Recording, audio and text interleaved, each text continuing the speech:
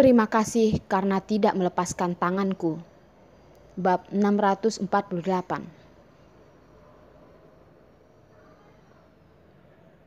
Tidak hanya Puspita yang pertama kali datang ke rumah keluarga Carson di Amerika Serikat.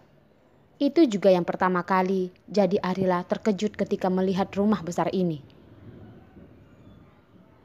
Arila selalu berpikir bahwa rumah mereka luar biasa di Taman Moonriper di Pasir Bumi. Itu adalah rumah besar yang banyak orang inginkan selama bertahun-tahun. Tetapi dibandingkan dengan rumah keluarga Carson di New York, rumah Moonriper merupakan seperti rumah penyihir kecil. Dari pintu masuk utama, pavilion dan air mancur bebatuan memiliki semua jenis peralatan rekreasi. Hidup adalah taman rekreasi modern, tidak seperti tempat tinggal pribadi. Juga dapat dilihat bahwa sumber daya finansial dan material Ice Group serta kemampuan kepemimpinan Carson jauh melampaui imajinasi asli. Tampaknya pemahaman Arila tentang Carson masih terlalu sedikit dan terlalu sedikit. Yang jelas bukan standar istri yang berkualitas. Melihat tatapan Arila, Carson berjalan ke sisinya.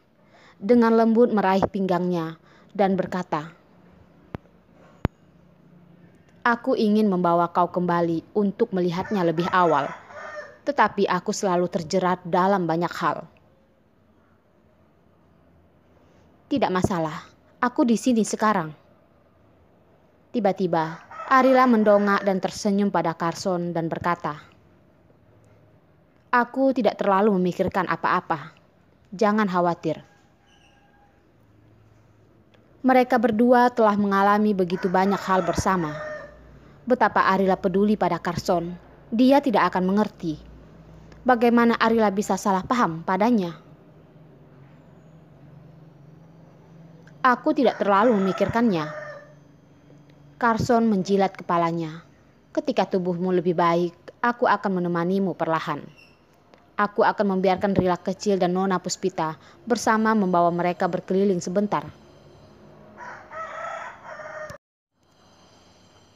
Carson adalah tipe orang yang tidak berinisiatif memperkenalkan orang-orang untuk dikunjungi. Puspita adalah tipe orang yang sangat ingin tahu. Carson tidak memiliki waktu luang dan keanggunan untuk membimbing. Jadi dia memberikan tugas ini kepada Epa dan Rila kecil yang paling cocok. "Baiklah, kalau begitu, mari kita pergi." Bagaimana kondisi fisiknya, itu harus jelas. Arila masih tidak bisa melakukan apa-apa, tidak bisa berjalan untuk waktu yang lama, dan tidak bisa menemani Puspita. Rila adalah harta keluarga mereka, dan terutama seperti Puspita. Jadi biarkan Rila kecil menjadi pemandu. Puspita tentu saja akan bahagia. "Arila." Carson tiba-tiba berhenti memegang bahu Arila. "Ya." Arila menatap matanya yang dalam. Carson meletakkan rambutnya yang rusak di depan telinga dan menekan punggungnya ke kepala Arila untuk mendorong ke dalam pelukannya. "Itu bagus." Carson hanya mengucapkan dua kata, tanpa kepala dan tanpa ekor. Tetapi Arila tahu persis apa yang ingin Carson katakan. Carson pasti mengatakan bahwa mereka masih bisa berjalan bersama dengan cara yang sama seperti sekarang. Dia bisa memeluknya. Itu sangat bagus. Tidak hanya Carson yang merasa baik, tetapi juga merasa bahwa setiap menit mereka itu bersama sangat berharga. Pada hari kecelakaan, Arila pikir tidak bisa bangun setelah menutup matanya. Arila pikir tidak bisa melihat Carson lagi, tidak bisa melihat Rila kecil, dan tidak pernah bisa melihat sinar matahari yang cerah lagi. Ketika Arila berbaring di ranjang rumah sakit, hampir tertelan oleh pusaran air hitam. Setelah beberapa perjalanan ke tepi kehidupan, tidak mudah baginya untuk bangun. Arila tidak pernah berani memikirkannya. Akhirnya Arila bisa berdiri di sebelah Carson, membiarkan Carson memeluknya.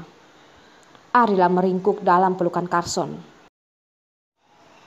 Diam-diam mendengarkan detak jantung Carson yang kuat. Dalam kehidupan ini, Arila telah mengalami banyak hal. Kehilangan orang tuanya, diambil dengan laparotomi, dituduh pencuri, dan sebagainya. Tetapi Arila tidak menyesal sama sekali, dan tidak menyesal datang ke dunia ini. Karena di antara banyak hal buruk, Arila bertemu Carson, pria yang memegang Arila di tangannya. Karena Arila juga bahagia, Arila rela menghabiskan sisa hidupnya bersama Carson. Karena Carson, hal-hal buruk yang terjadi dalam hidup Arila tidak begitu diingat. Arila hanya ingat betapa baiknya Carson untuknya, dan ingat saat-saat bahagia mereka. Carson, Arila dengan lembut memanggil nama Carson dan menatapnya dengan tatapan. "Apa yang ingin kau katakan?" tanya Carson. "Terima kasih," ucap Arila sambil tersenyum manis. Terima kasih karena tidak berpikir untuk melepaskan tangan Arila di lingkungan yang buruk.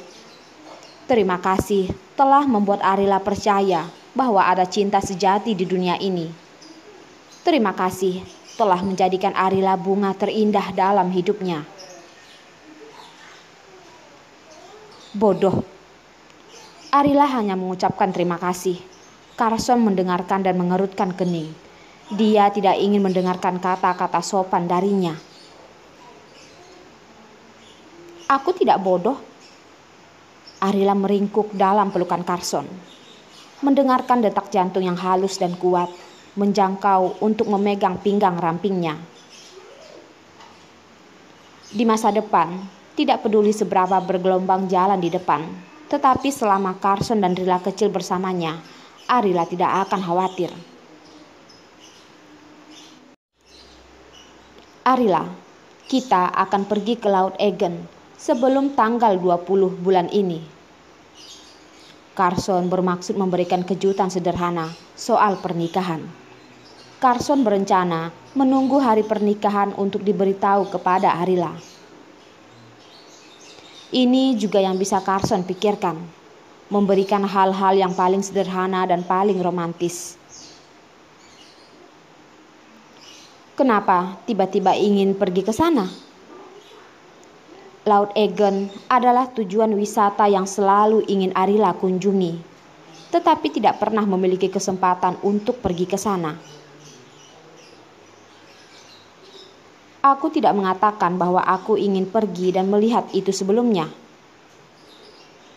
Pernikahan Carson telah mempersiapkan untuk waktu yang lama, dan itu telah ditunda untuk waktu yang lama.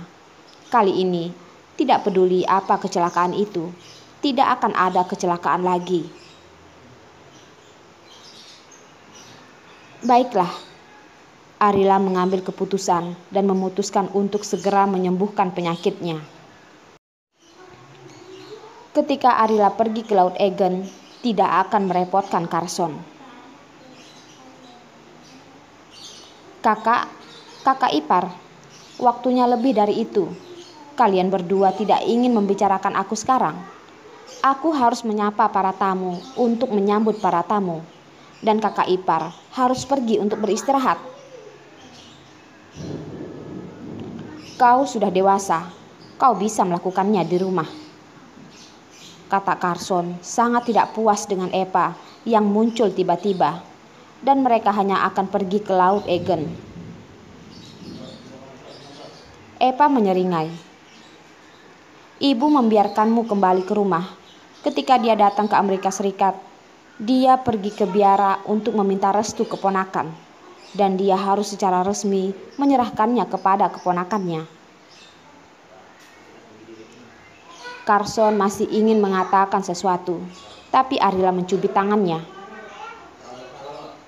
"Ayo kembali. Itu yang diinginkan ibu. Kau tidak menginginkannya, tapi aku menginginkannya. Memang benar bahwa Arila tidak percaya pada agama Buddha, tetapi Ibu Carson percaya pada agama Buddha. Jimat yang diminta oleh para sesepuh pastilah demi generasi muda. Pikiran sesepuh harus diterima dengan baik. Itu bagus, kata Arila. Carson harus 100% patuh. Di pikiran Arila, ini tampaknya tidak memiliki hubungan. Tetapi Carson tidak paham.